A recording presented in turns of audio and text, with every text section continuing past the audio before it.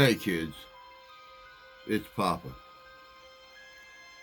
You know, I'm still waiting to hear back from that homeowner over that investigation that was supposed to premiere Halloween night. Sadly, we had to do a paranormal flashback, but it was a good paranormal flashback. Today, I wanted to touch on an investigation we done way back in the beginning of our videoing our paranormal investigations. It wasn't the beginning of our investigations, but it was the beginning of us videotaping and making videos of our investigations. We wanted to do a historic cemetery. So we traveled a short distance to Calvin Center, Michigan. Now, back during the time preceding the Civil War, through the Civil War, and into Reconstruction in the South, a lot of I don't want to call them indentured servants because they were not indentured. They were slaves. Were making their escape on the Underground Railroad and heading north to Indiana, Michigan, Ohio, all over the north part of the country and up into Canada. And the Quakers were a huge influence in the Underground Railroad up in this part of the country. A lot of the people up here, when freed slaves or escaped slaves, or what they like to now refer to as freedom seekers, when they would arrive up here, some of them would live way back in the back of people's properties and cabins and stuff until they could move on to the next leg of their journey, either further north into Michigan or up into Canada. This town, Calvin Center, was actually set up as a freed slave community. And the cemetery that we investigated here has got several freed slaves, escaped slaves, and United States colored troops. It wasn't our most active investigation, but they weren't exactly quiet either. Check this out. This is good.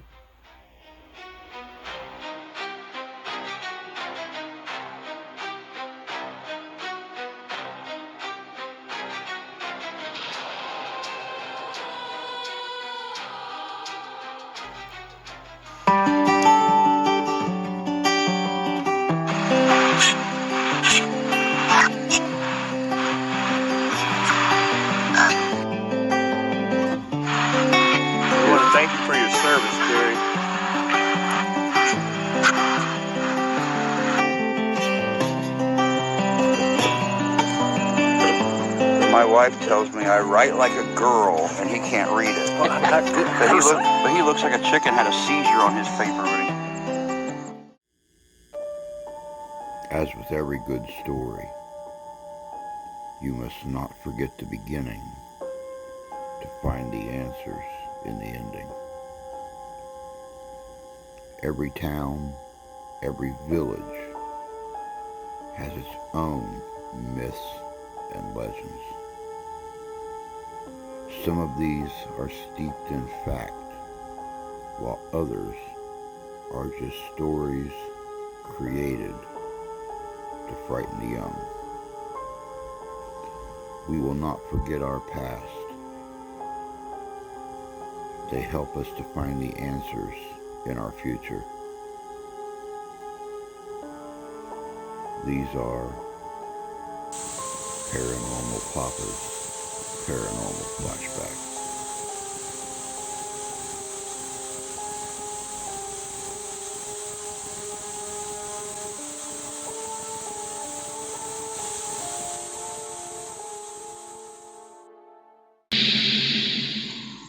We're at the Bethel Cemetery in Calvin Township, Cass County, Michigan. Welcome to this episode of Living History's Mysteries, right here on Living History Comes to Life.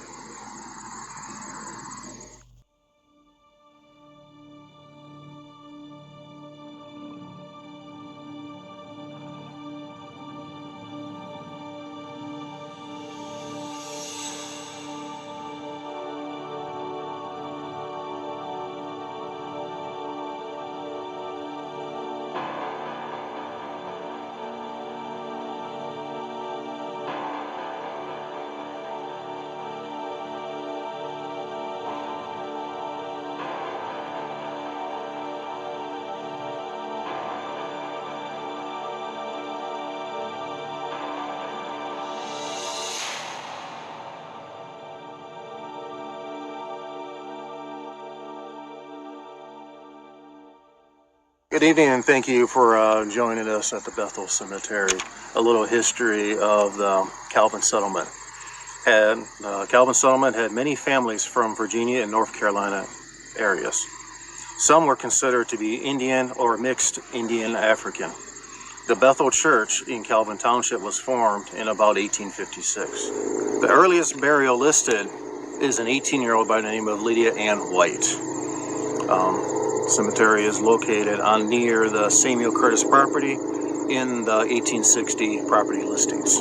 Among the towns, villages that are nearby here, Calvin Center, Michigan, Vandalia, Michigan, and Cassopolis, Michigan. A little history of Cass County. In October 1825, Ezo Putnam and his wife Anna and their 2-year-old daughter Zilpha packed up their belongings, including 3 oxen and 17 head of cattle, and left Fort Wayne, Indiana for Michigan's, stopping off at Niles, before settling in Pokagon, becoming one of the first permanent residents in Cass County, Michigan. Cass County named after Lewis Cass, who organized in 1829 when its population was about 900. However, a small community in Penn Township was the first county seat. But when it was discovered that residents reneged on the promise of land, the decision was declared null and void.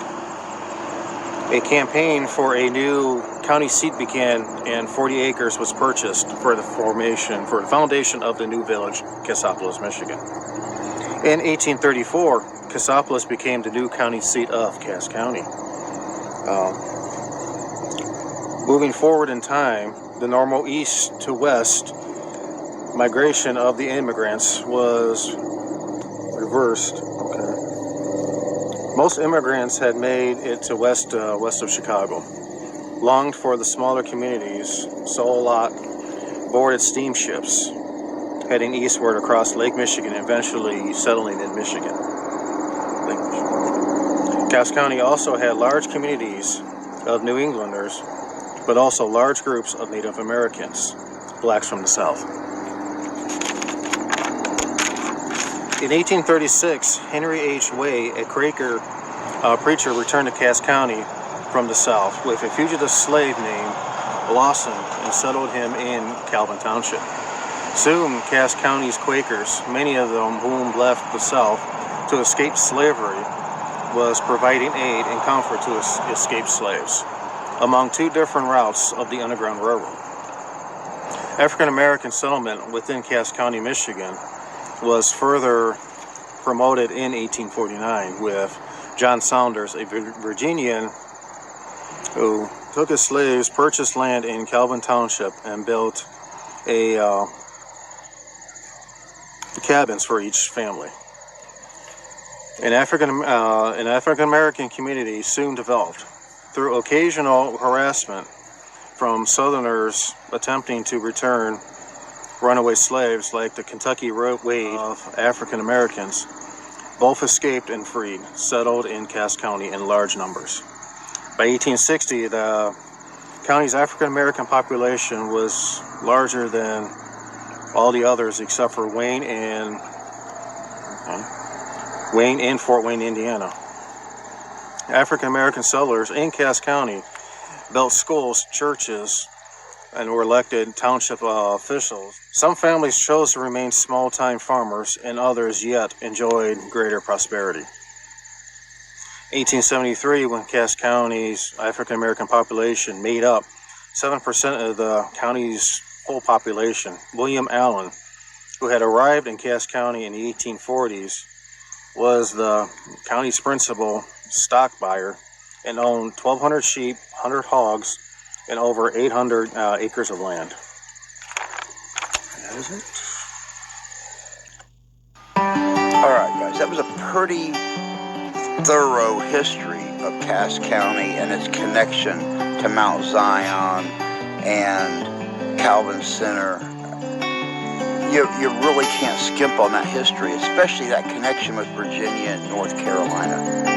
It's amazing that the Quakers in northeastern Indiana thought so much of this area and so much of the freedom of an enslaved people that they were willing to put their own lives on the line to help those people out.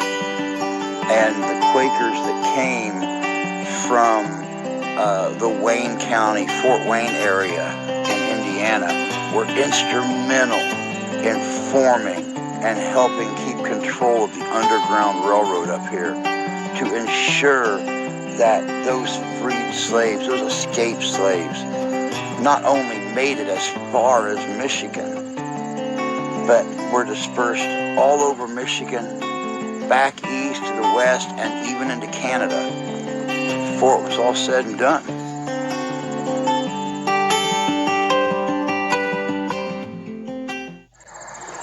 All right, guys, as usual, the sun has gone down. It's still reasonably light out here. We've done a little bit of preliminary investigating around here. I'm going to pull out the equipment. We're going to see what things are, or how things are registering while it's still light out. Then when it gets dark, we're going to see what happens. Scanning. All right, just a minute ago, we had the Paraloose going, and the arrow started pointing us over here towards the Artis family. Does anybody here have anything they'd like to say? Why was the arrow pulling us this direction?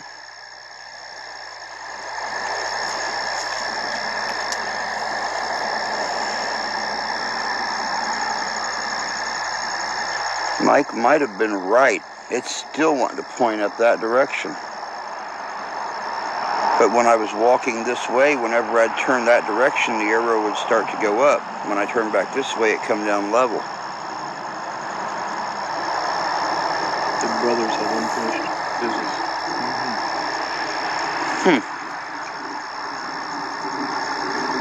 Does anybody here from the Artis family have anything they'd like to say to us? We know you don't normally get visitors. I wanted to come out and pay respects to our United States collared troops. Emulate. I was getting ready to say, I and Mark and Mike all reenact the Civil War. We play soldiers who fought in that war. We emulate those soldiers, yes.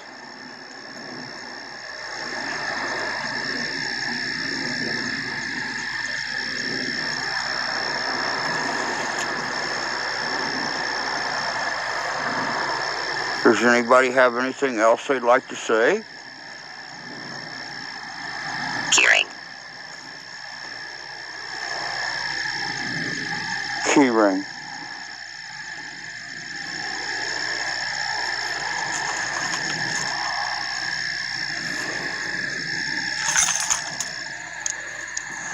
Keyring. Mark's also carrying his keyring. Mike don't have a leg to stand on. He rode with us. I got a key ring though. Oh, he's got his key ring too. Mine's just smaller than you guys.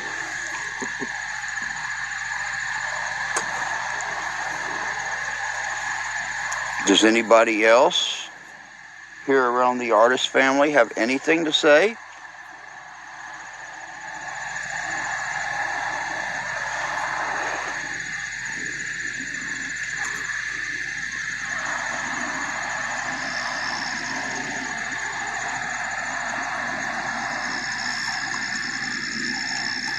All right, we're going to move down to the brothers. Thank you for talking to us, though. We really appreciate it.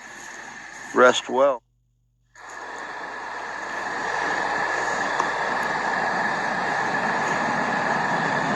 Scanning.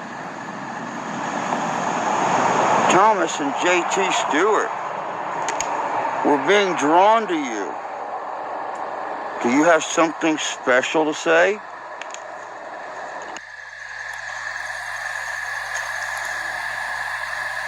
Thomas?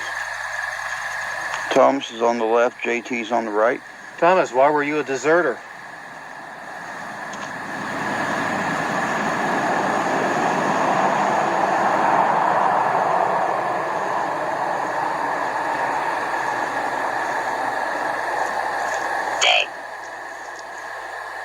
Day.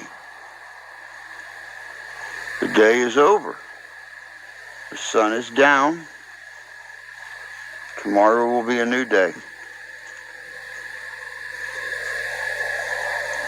Deserted January 12th, 1865. Is that the day you were trying to get us to figure out? What day you deserted the Army?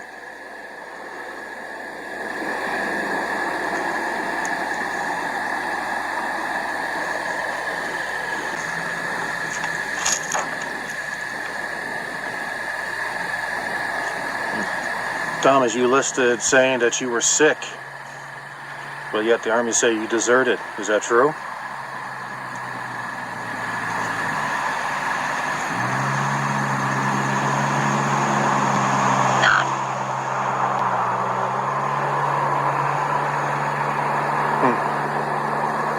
What did he say?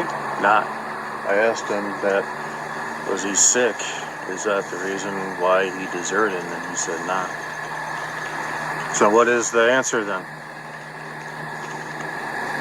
Were you sick or not? Not.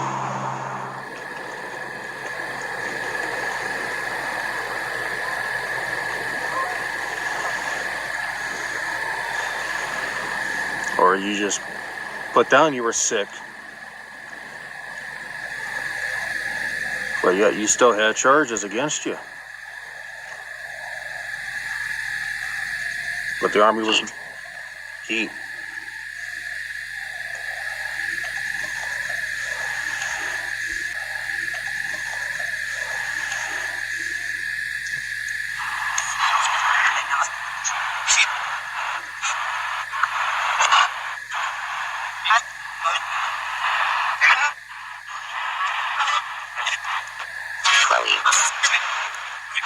Chloe.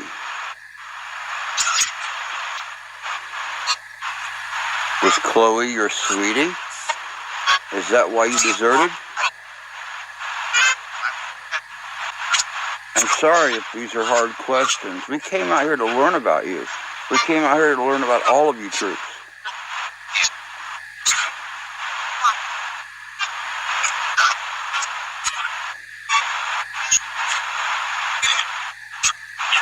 Sentence. Sentence. How long was your sentence?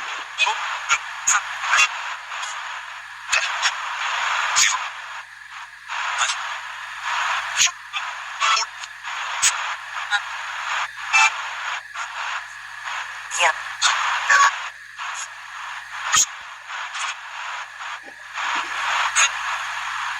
He was arrested in Detroit and was sent back to his unit. So you were forced to go back to the fighting?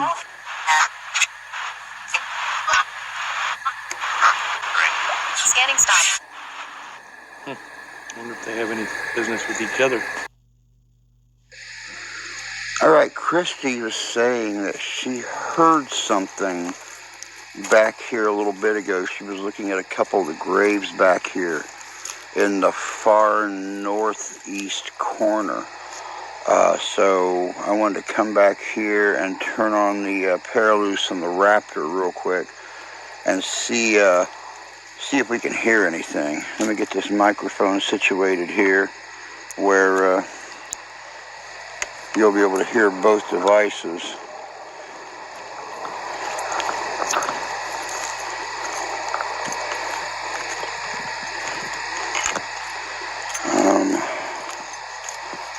Beautiful noise there, man. So ready. Scanning. Does anybody have anything to say?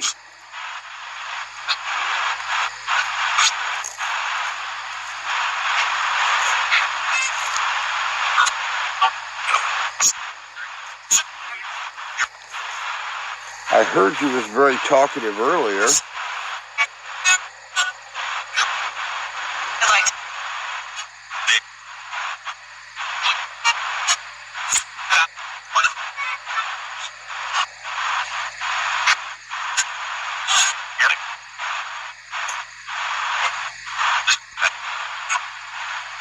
Save. Save. Do you need saved? Who did you save?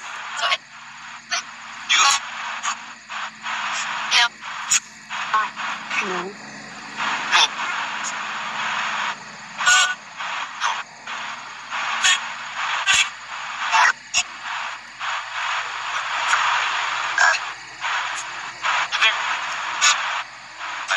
I just heard it say Mark.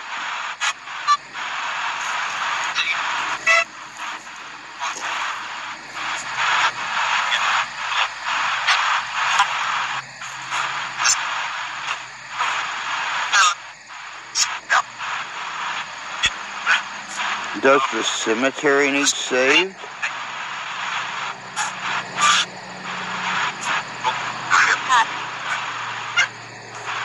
Gary. Gary. Quite specific. Huh? I said that's quite specific. Yeah. Yeah, I was starting to say, see if we can find a Gary around here. Am I talking to Gary?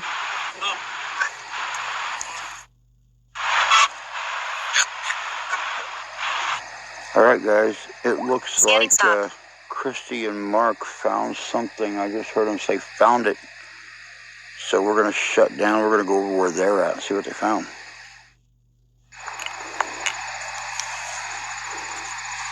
So he would have been probably a Vietnam vet, maybe? Korean? Scanning. Hello, Gary. Gary Allen Curtis Jr. Senior. Excuse me, sir.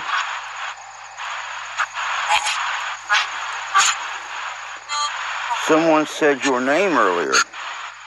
We want to thank you for your service, Gary.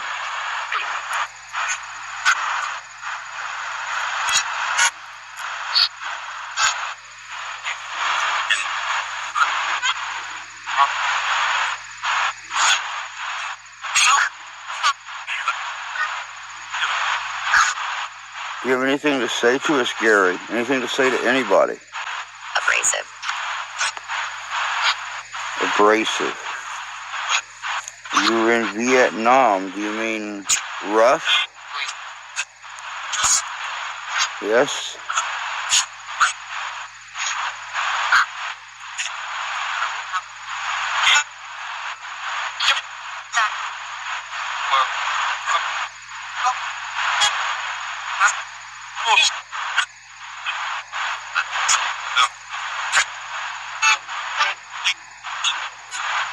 I hear you talking a lot.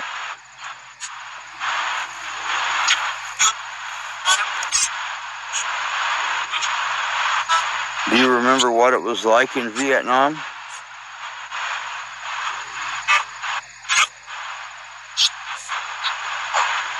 Wild.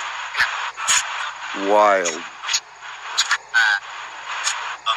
I've heard that a lot.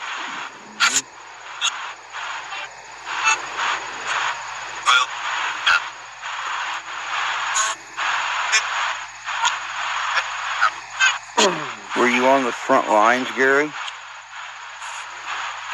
Were you right out there in the jungle fighting the Kong?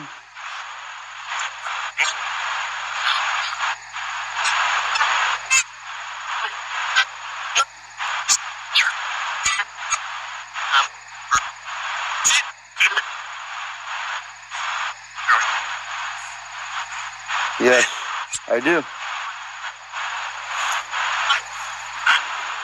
Smoke. Yes, I am. I'm smoking.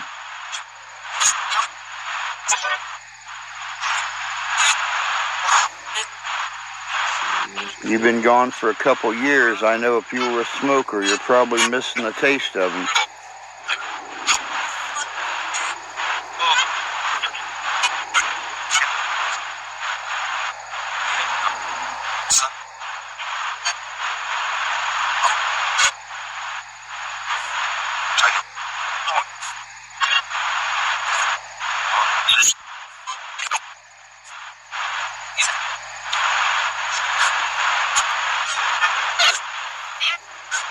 Are you looking him up, Mark? Trying, not saying much. Just like he served his country honorably. Well, guys, Yep, they bought I don't know what us to side-by-side say. plots with tombstone. And she This can't fucking place stand me is most of the time. so peaceful. As you could see by the EMPs, there is no one here at unrest. Christy thought a while ago she heard a child's voice, and there are a lot of children's graves here. But just because she heard a child's voice doesn't necessarily mean it's into rest or that it's restless. We've been from the west end to the east end. And frankly, this reminds me of doing the Prospect Cemetery in Cassopolis here a couple months ago when Mark couldn't join me on a Monday evening. And much like that place, all I found were spirits at peace. It's pretty cool. It really honestly is.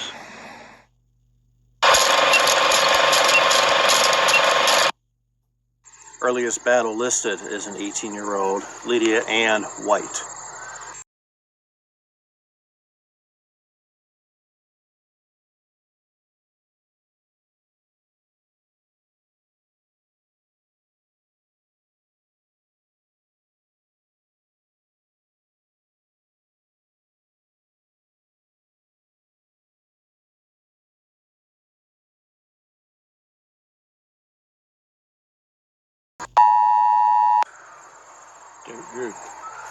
Is that Neen or Near? Near. Okay. Oxendine name. Oxendine is exclusively a Lumbee Indian name.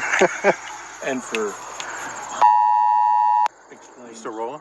Yeah. Okay. Rap roll. All right. However, a small community in Penn Township was the first county seat. But when it was discovered that residents... My wife tells me I write like a girl, and he can't read it. Well, I'm not good at But he looks like a chicken had a seizure on his paper when he reneged. Well, I'm not saying that name. you can't say that That's around not- black people. That's not. There's re in it, reneged, which means you cheated on a deal. Is that wrong? Okay. Pear. Pear. Or what? Like the fruit or No, pear as in a pear.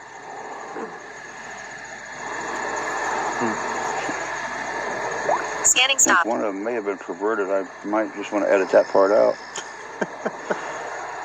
They were at war.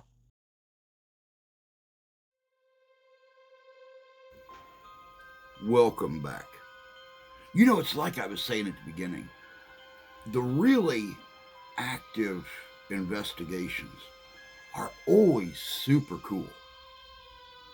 When you could look back on investigation and it's physical contact, verbal contact, EVPs, seeing things in the dark, hearing things in the dark. Those are really cool. But sometimes a laid-back investigation where it's the simplest remarks or direct answers to your questions, sometimes those are the ones that mean the most, especially when you get personal with the spirits at a location, be it a home, be it a business, be it a cemetery, an old church. Now, the cemetery that we were at in this investigation, there's not a lot of activity there by the living or the non-living. The church that you see in the video doesn't hold church service anymore. It's pretty much used as a storage facility.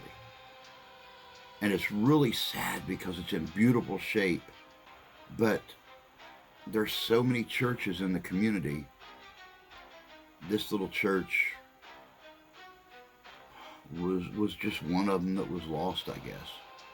And they store stuff in there. They'll do things like an Easter or Christmas event there, but that's about it. As you've seen in the video, there was not a lot of activity, but they weren't afraid to answer our questions and show as much love and respect to us as we show to them.